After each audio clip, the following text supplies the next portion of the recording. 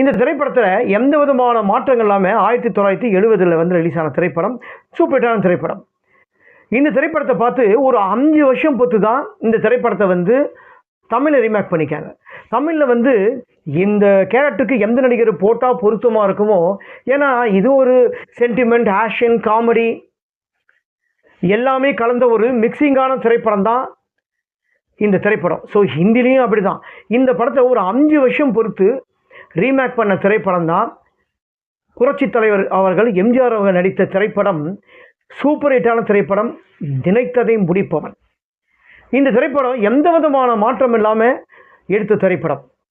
ஹிந்திக்கும் தமிழுக்கும் எந்த விதமான டிஃப்ரெண்ட் இருக்காது. சீன்ஸுங்க படத்தோட ஸ்க்ரீன் பிளே, திரைக்கதை, அதாவது எல்லாமே ஒரே மாதிரி தான் இருக்கும்.